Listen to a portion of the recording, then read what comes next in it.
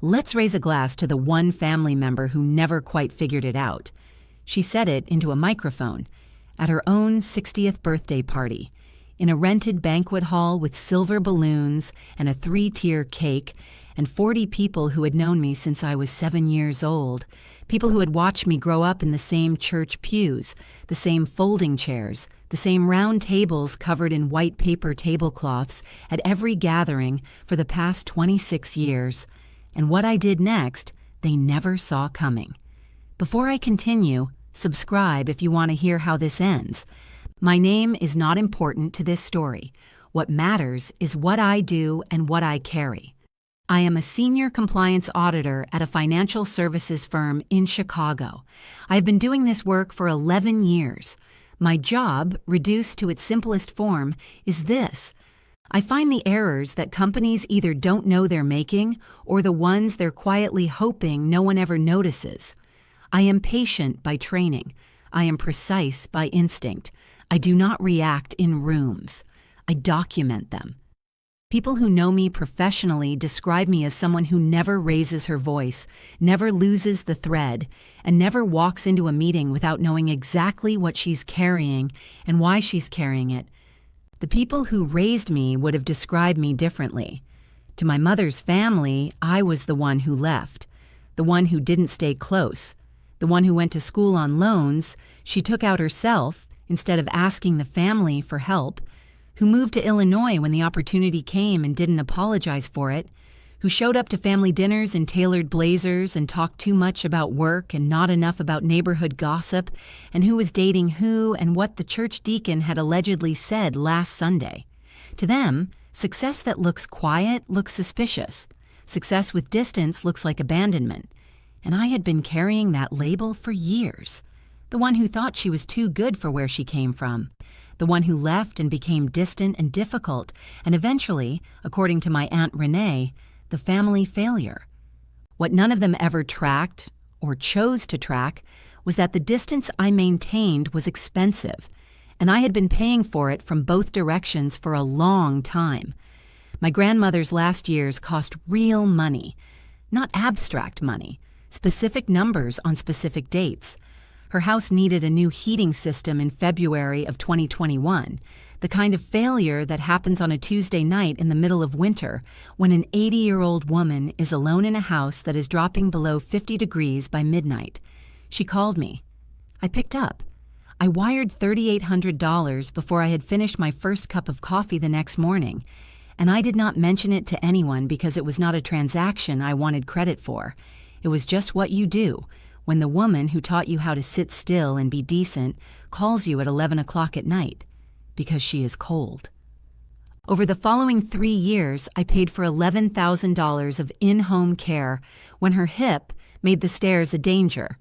I sent money for prescription copays that her insurance wouldn't cover, and for a wheelchair ramp that the county program put them on a 4-month waiting list for, and that I simply paid for because 4 months in the winter is too long to wait. I bought 2 one-way plane tickets for my aunt's daughters, my cousins Patrice and Lena, to fly home for my grandmother's last birthday because they said they couldn't afford the flights and I wanted Grandma to have everyone there. $1,200. They were going to figure out the return tickets, they said. I never heard another word about it. There was my cousin Derek's transmission in the spring of 2022. $4,200. He said 6 months. That was 31 months before the night of this story. There was my mother's car insurance for 14 months during the stretch when she lost her job and her footing at the same time, and I added her to my account without making it a moment. Because you don't make grief into a ledger when it's happening. You just absorb it and keep moving. The last time I sat down and calculated it honestly, which was the night after my grandmother died in January when I couldn't sleep, and I opened a spreadsheet at 2 a.m, the way I always do when something needs to be understood, was $61,420. Over 4 years, paid quietly without documentation, without repayment agreements, without anyone in the family ever introducing me at a gathering as anything other than the one who moved away. I want to say something specific about my Aunt Renee, because the story does not make full sense without her. She is my mother's older sister, 60 years old as of the night of this story, and she has been the designated authority of that family for as long as I have had memories. She decides who hosts the holidays and who gets disinvited without it being called a disinvitation. She decides who is spoken well of in whispers and who gets quietly excused from conversations. She is charming in the precise way that sharp edges can be charming. You are smiling before you have registered that something has just cut you. She's borrowed money from several members of that family over the years, including, as I would come to understand fully 6 weeks before her birthday party, $47,600 from my grandmother's personal checking account across a 2-year span, described in the relevant bank records as a family loan, with no signed agreement, no repayment schedule, and no return. I did not know those numbers yet when I packed my bag for that Saturday in March. I knew something. I was still building the picture. The banquet hall was everything my aunt wanted it to be. Rented, lit warmly, full of the right people. Silver balloons because 60, she had written in the invitation, is the new 40. A DJ in the corner. A 3-tier cake with her initials on top. A photographer moving quietly along the walls. She had spent serious money on this evening, and I would later understand that a portion of it came from a joint household account she had opened with my grandmother 2 years before, nominally for utilities and grocery delivery and medical incidentals, an account that had seen withdrawals with a different pattern than any of those categories would explain. But again, I did not know the full picture yet that evening. I arrived with a bottle of wine I had selected carefully, wearing a charcoal wrap dress, carrying the black leather tote bag over one shoulder. I was the last family member to arrive. The first hour passed smoothly. People hugged me and asked about Chicago and told me I looked well, which in my family is always both a compliment and a mild audit. My cousin Simone found me near the bar and we talked with the easy warmth of people who genuinely like each other, in the way you like people you only see twice a year but feel close to anyway. Derek appeared and said he had been meaning to call me about the transmission money, and I told him no rush. He looked slightly relieved, and that relief told me everything I needed to know about whether that $4,000 was coming back, and I made my peace with it in real time, because some debts reveal more about character than any repayment ever could. Then the toast began. My aunt took the microphone from the DJ at 8:30. She had been drinking champagne since before I arrived, and champagne makes her expansive, which is a careful way of saying it makes her comfortable enough to say out loud what she normally only says in whispered asides. She thanked her daughters. She thanked her friends. She thanked my mother for being the best sister a woman could ever ask for. She said some things about time and growth and the blessings of reaching 60 with the right people around her. And then her eyes moved across 3 round tables and landed on me. The smile that arrived on her face was a particular kind of smile, the one that belongs to a person who has been waiting all evening for this specific moment. She raised her glass and she said, "Let's raise a glass to the one family member who never quite figured it out." The room gave her a laugh that was more uncertain than she expected, so she continued, warming to the ambiguity in the way that people do when they have stepped over a line and decide stepping further is less embarrassing than stepping back. We love her anyway, even if she's still trying to find her way. Some of us just take a little longer, right? No shame in that. She winked in my direction. She took a sip of champagne. 40 people. Around tables with white linens. The sound of someone's fork touching the edge of a plate in the silence that followed. My cousin Simone, across the room, went absolutely still. My mother looked down at her glass. I sat with my hands folded on the table, and my face making no expression that would give her anything useful. I raised my glass. I said, "Happy birthday, Aunt Renee." And I smiled, and I said nothing else. Not then. That night I drove to the hotel I had booked 12 miles from the neighborhood. I'd stopped staying at family houses years ago, which was one of the things that had been quietly held against me, and I sat on the edge of the bed in a room that was deliberately neutral in the way hotel rooms are. Beige walls and the low mechanical hum of the HVAC and the parking lot lights pressing through the curtain fabric in long, pale strips across the carpet. I set my water glass on the nightstand. I opened the laptop. I placed the black leather tote bag on the bed beside me, and I opened it. A yellow legal pad, a fine-point black pen, and a folder. 6 weeks before this evening, I had received a phone call from a woman named Gloria Marsh. Gloria is 72 years old and had been my grandmother's attorney for almost 3 decades. And more than that, her friend. The kind of friend that accumulates over decades of shared understanding and doesn't require much explanation between them.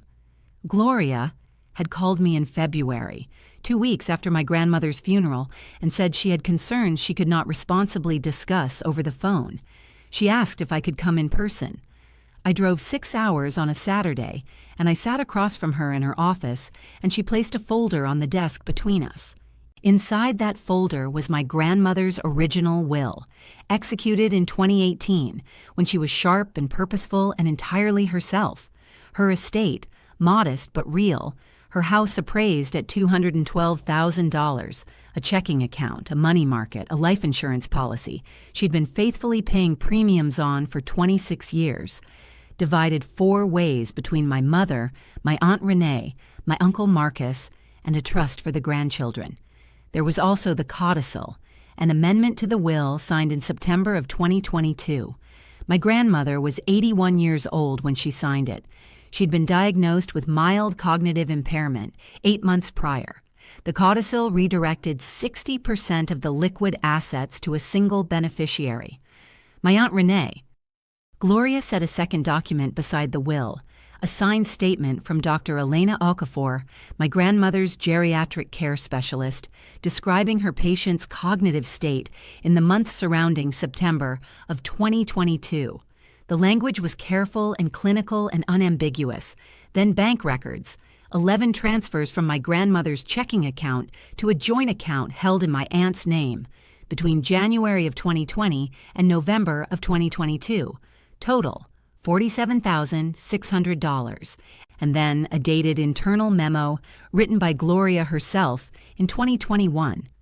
My grandmother had come to her office that spring, still walking without assistance at that point, still making her own appointments, and she had told Gloria that she was afraid of Renee.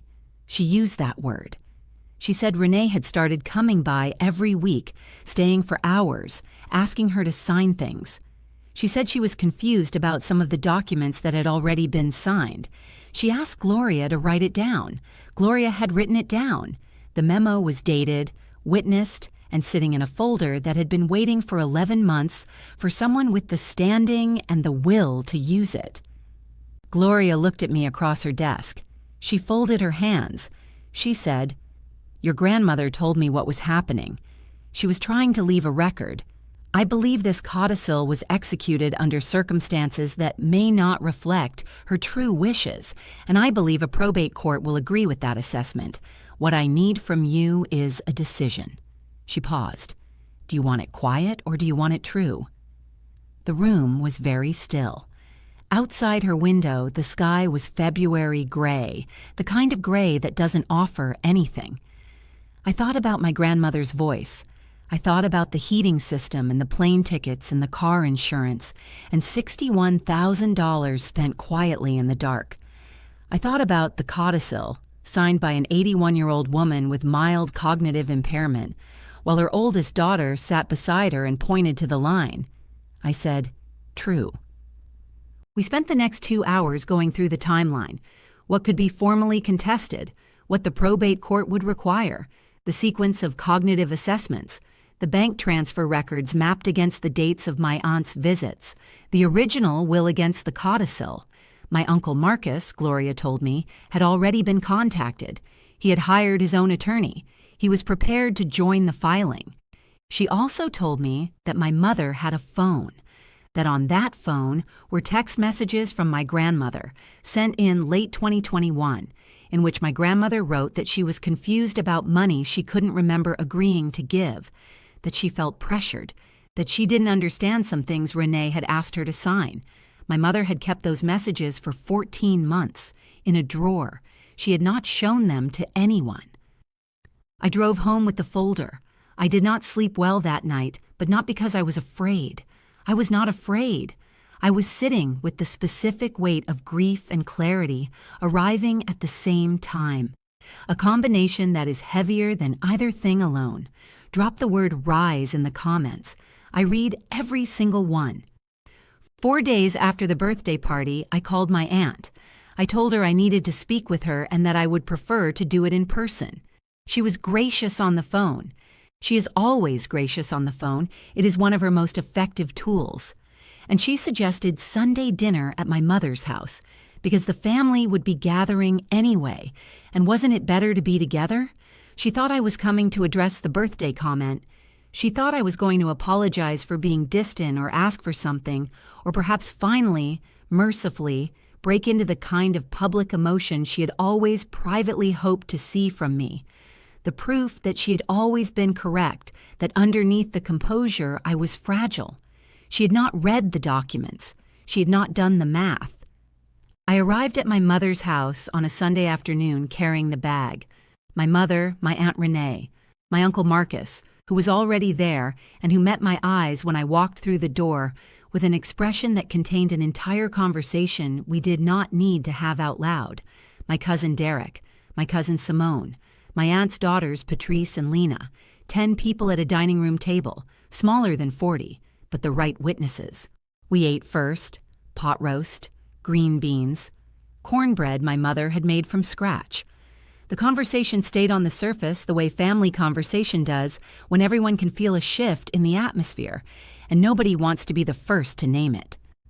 My aunt, who has never been comfortable with silence, talked about the birthday party and how well it had gone, and how the DJ had surprised her. She looked at me once with the same small, settled smile from that Saturday evening, the smile of a woman who said what she said and has not yet been called to account for it and believes she will not be. She said, "We were so glad you could make it." I set down my fork. I reached into the tote bag and placed it on my lap. The table made a sound like an intake of breath that no one actually took. I said, "I want to talk about Grandma's estate." The quiet that came down over that room was the specific quiet of a table where the thing no one has been willing to say has finally been said. My aunt's face shifted, not dramatically, not with any of the theatrical collapse you might expect, but in the small, careful way that a person recalibrates when they realize the room has changed and they cannot yet tell by how much. She said, "This isn't really the time." I said, "I have the original will, the one Grandma filed with Gloria Marsh in 2018. I set it on the table in front of me. I also have the codicil signed in September of 2022. I set that beside it. That was 8 months after Grandma's cognitive impairment diagnosis, which is documented here by Dr. Elena Okafor, her geriatric care specialist. The physician's statement went on the table. I have bank records showing $47,600 transferred from Grandma's checking account to a joint account in your name between 2020 and 2022. The records. I have a memo written by Gloria Marsh in 2021 documenting a conversation in which Grandma said she was afraid, that she felt pressured to sign documents she didn't fully understand. The memo. And I have text messages Grandma sent to my mother. I looked at my mother here, just for a moment, and I kept my voice even, in which she wrote that she was confused about money she did not remember agreeing to give. My mother's hands were flat on the table. She had known about those messages for over a year. She had been carrying the weight of that knowledge and the weight of her love for her sister simultaneously, and it had cost her something I could see plainly in her face that afternoon. My Aunt Renee looked around the table. She was searching for something, an ally, a laugh, someone to deflect with, someone to play to, the way she had played to rooms her entire life. She found my Uncle Marcus, who was looking at her with a quietness that was worse than any accusation. She found Derek, who was studying the tablecloth. She found Simone, who met her eyes and did not flinch and did not look away. She turned back to me. She said, "You have always been so dramatic." I said, "My attorney has filed a formal contest of the estate on behalf of myself, my mother, and Uncle Marcus. The probate court will have this complete documentation next week.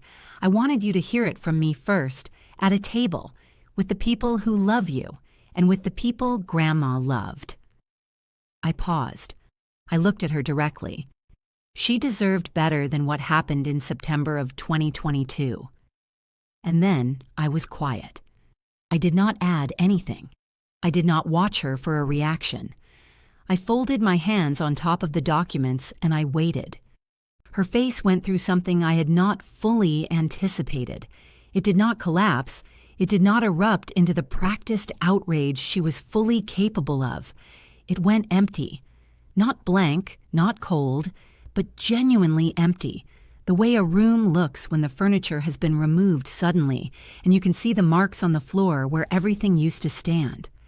What was underneath the performance, visible for the first time without the performance to cover it, was not defiance. It was recognition, the pale, flat, exhausted recognition of someone who has known for a long time that a particular kind of morning was coming. She picked up her fork. She set it down.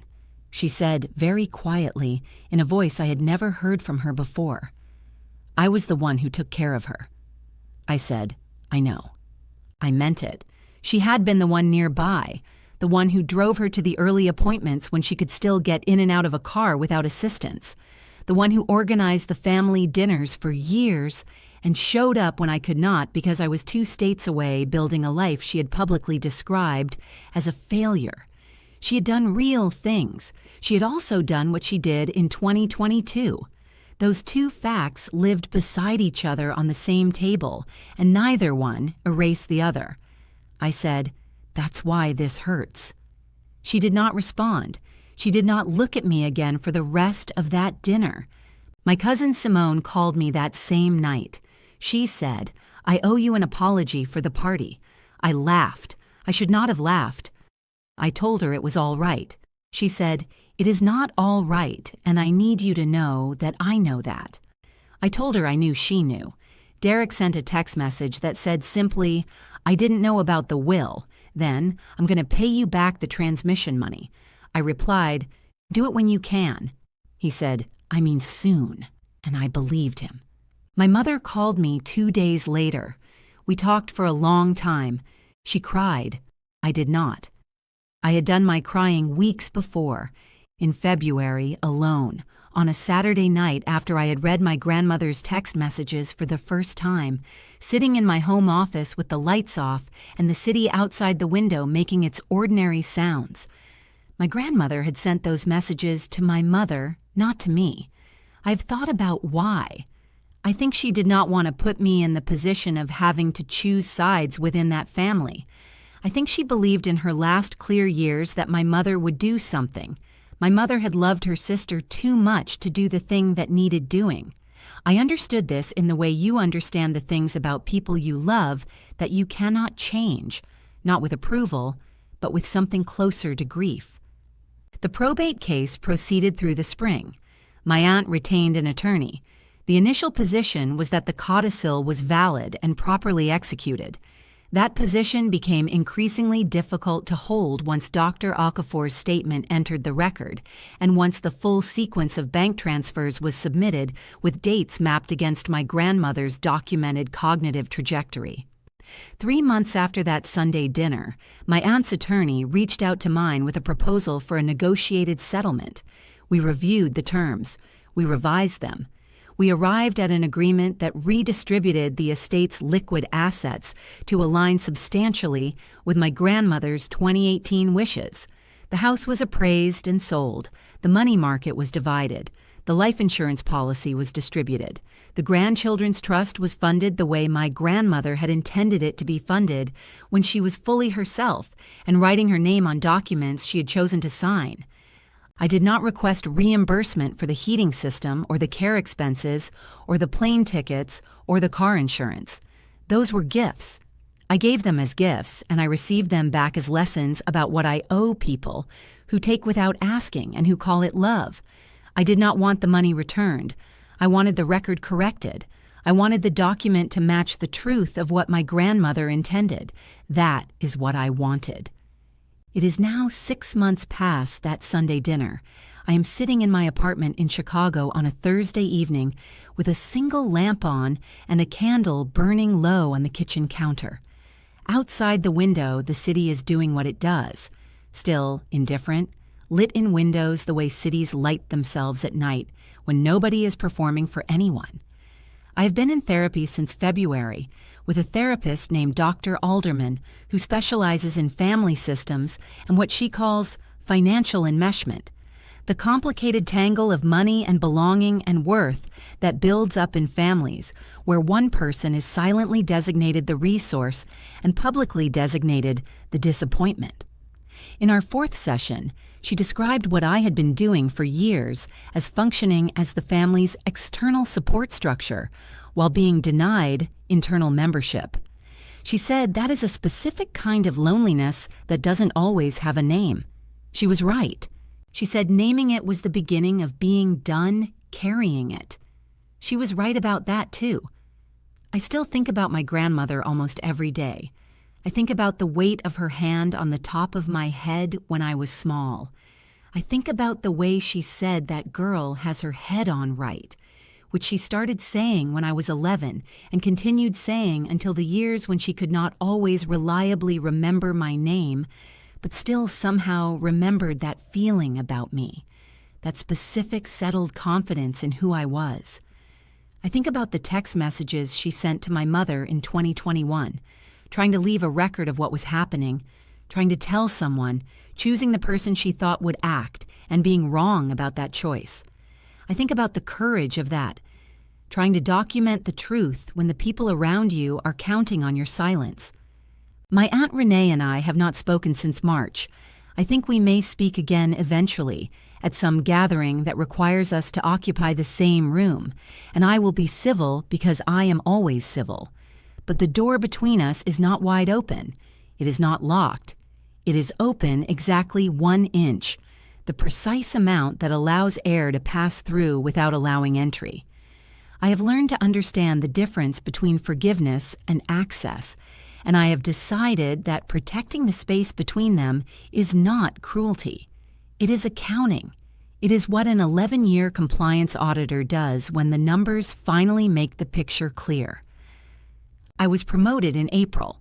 I did not send a family announcement. My cousin Simone heard through the general current of family information and called to congratulate me.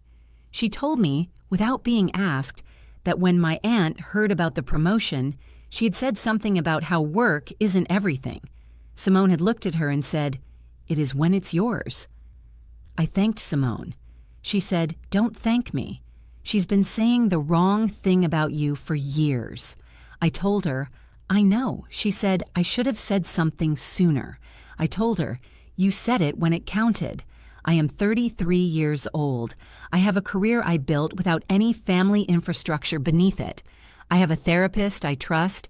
I have a grandmother whose final wishes are now honored in the legal record the way they were always honored in her heart. I have a family that is flawed and complicated, and in the best of them, still worth the love I give it.